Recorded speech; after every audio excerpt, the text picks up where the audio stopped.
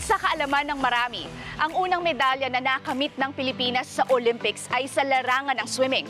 Ito ay noong 1928 Amsterdam at 1932 Los Angeles Olympics. May ilan sa mga Pinoy swimmers na sa murang edad ay nagiging world champion na. Ngayong araw ay makakasama natin ang isa sa mga ito. Ako si Sheila Salaysay at ito ang Inside Sport.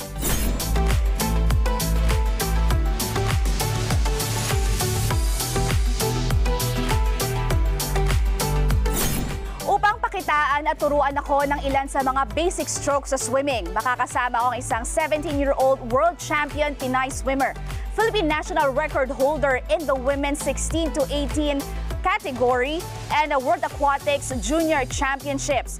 Kilala rin siya bilang the Water Beast, si Jasmine Mojde. Hi Jasmine! Jasmine, ilang taon ka nagsimulang mag-swimming at paano ka nagka-interest dito? 6 years old po ako nag-start mag-swimming. And yung reason po is kasi nga may pool kami sa bahay, tapos ayaw ni mami malunod ako. So yun po yung pinaka-reason talaga.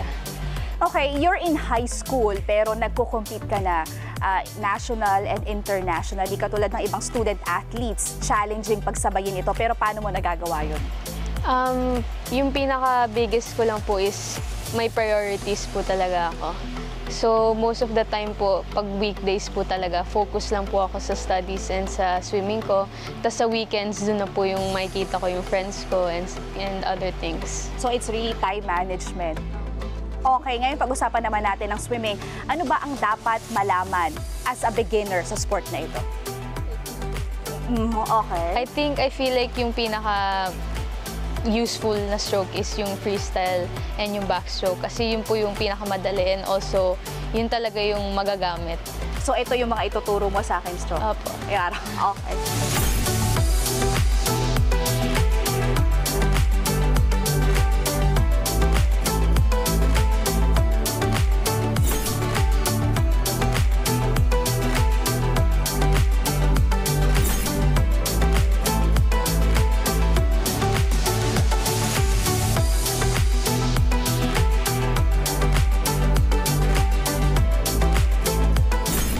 Sa kamay po, dapat yung arms is straight para hindi lumubog.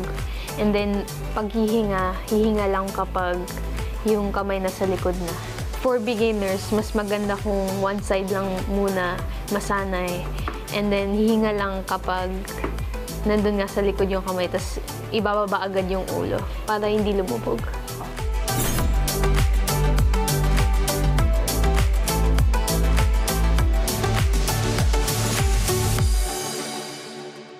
And then for the kick naman, dapat small but fast kicks lang. Kasi pag masyadong malaki, magkakadrag and then malulubog. So dapat small and fast kicks lang.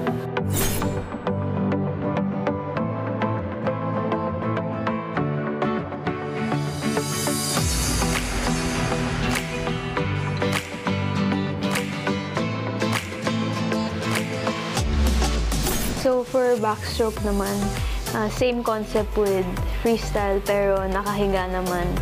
So, since nakahiga, dapat yung body position mas straight kasi pag lumubog, mas mahirap mag-breathe. And also, since nakahiga ka, hindi na kailangan mag-breathe side to side. Dapat yung head steady lang. And then, for the arms, same concept with freestyle as well as the legs.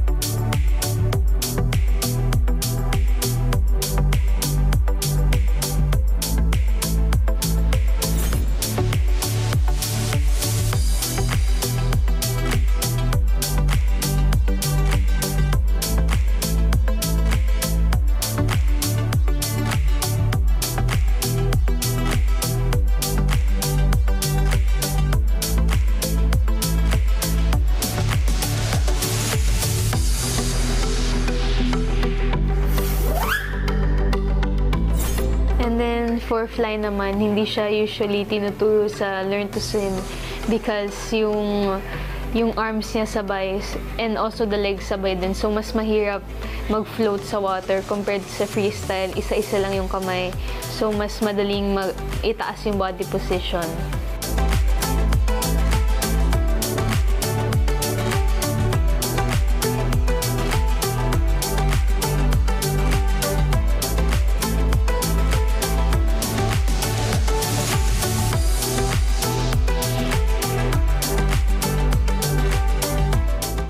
Si Jasmine ay nagsisilbing inspirasyon sa mga batang atleta. Basta't may dedikasyon, kayang manaig at makipagsabayan sa international swimming scene. Ako si Sheila Salaysay at ito ang Inside Sports.